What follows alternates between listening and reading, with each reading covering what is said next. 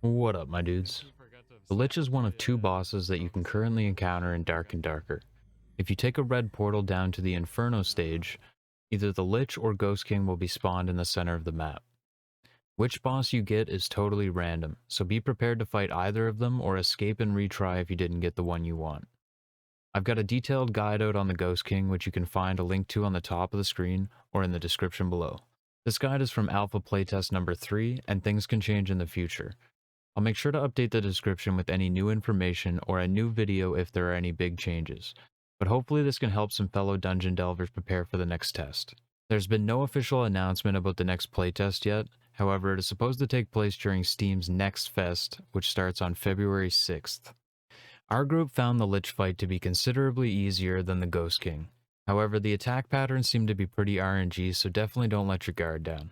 We use Barb, Ranger, and Cleric, but this can certainly be done with any class, and I've even seen it done with just a 2-man with no Cleric. At least some good green tier weapons are recommended, but you won't need anything too crazy unless you are attempting the high roller bosses. In high roller lobbies, the bosses will hit a lot harder and have more HP, but the mechanics are identical and they have a higher drop rate for legendary and unique gear.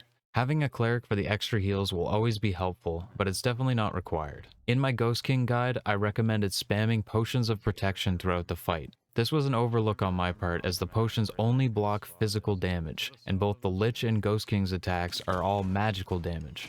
However, the Lich has 6 skeleton guards that all do physical damage, so during this fight the potions of protection can actually be useful. So make sure to bring some shield as well as a ton of health potions, and if you have a cleric or wizard, bring a campfire to top up spells before the fight. Potions of different tiers are stackable. If you use 2 of the same potions, it will just refresh the effect. But 2 different tiers, aka a health potion that heals 15 and one that heals 20, will stack, healing you much quicker. This also works with potions of protection, but honestly, I feel this is unintended and may be changed in the future. The skeleton skins that were purchasable in the shop added to Playtest 3 give an extra 10 magic resistance, which is very helpful for boss fights. Just keep in mind it lowers physical armor by -20 and the skeleton guards will hit harder. Since the Lich mostly stands in one spot in the center of the room, we had our cleric throw fire bottles and gas lanterns as a way to squeeze in some extra DPS. But this might make it harder for melee classes to attack the boss, so use with caution. Also not required, but having a ranger or fighter with a Pavis is very helpful. Before we start the fight, if you brought a Pavis, have them enter the room alone and quickly mount it on the floor. Place the shield facing sideways from the boss and then exit the room to reset. Remove any hotbar items you won't be using, pop your shield potions, and have your cleric cast a buff or 2 before your group enters.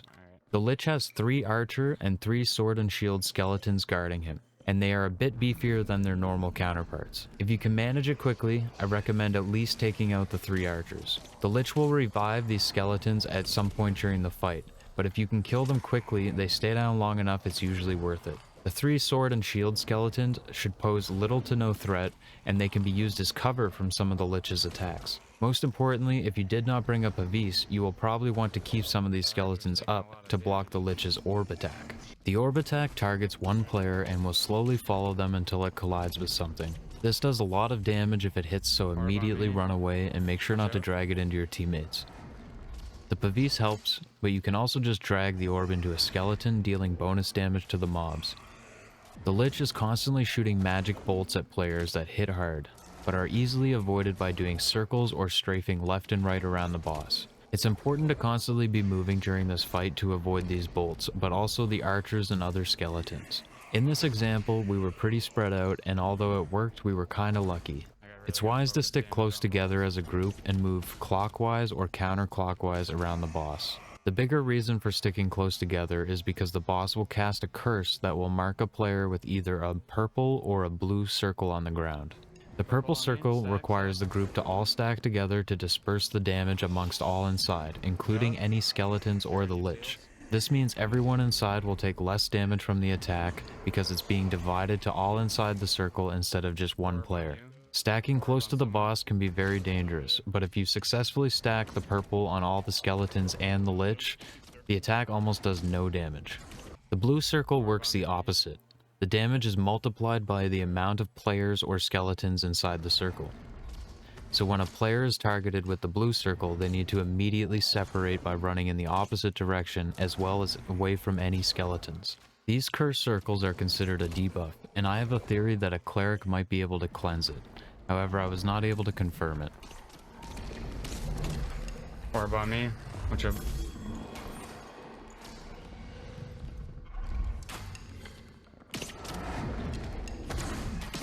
Is that an orb on me? Dara needs heals.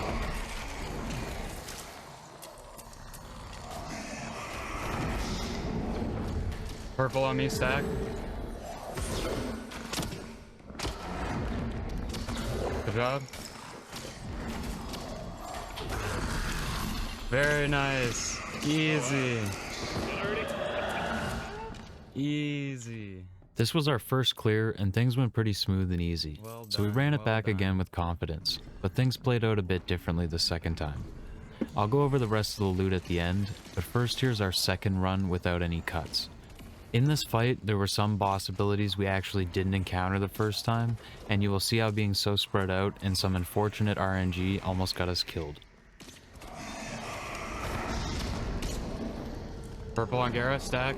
Purple, Gara, get closer to the boss. Gara needs heals ASAP. Yeah. I got my bread. Here the boss does a voice line to signal its melee attack that we did not see during the first run. He does this twice in a row, only landing one hit on our barb, which knocked him back and did a little damage. This is just a theory, but I'm assuming a direct hit with this attack will do a lot more damage, and what hit our barb was just an additional AoE knockback tied to the main attack. And here you can see he casts a purple circle on our barb while he already has a blue active. Very unlucky. You got purple? Oh no. After killing our barb and resurrecting the skeletons, we see the Lich cast a blue shield buff on himself for the first time. I'm not sure how this mechanic works, but it seems my arrows did not stagger the Lich while this was up. The shield went away immediately after taking an arrow, which leads me to believe the buff works the same as a shield of protection. But I'm not sure how long it lasts or if a certain amount of damage is needed to break it.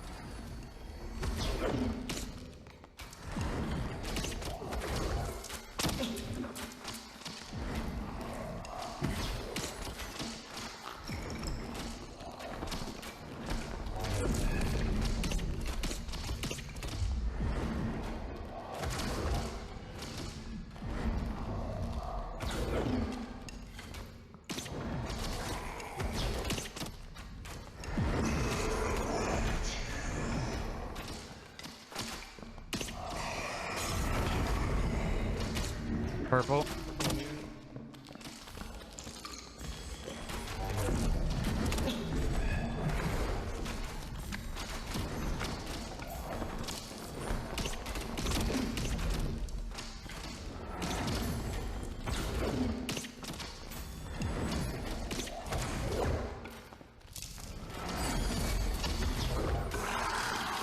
Very nice.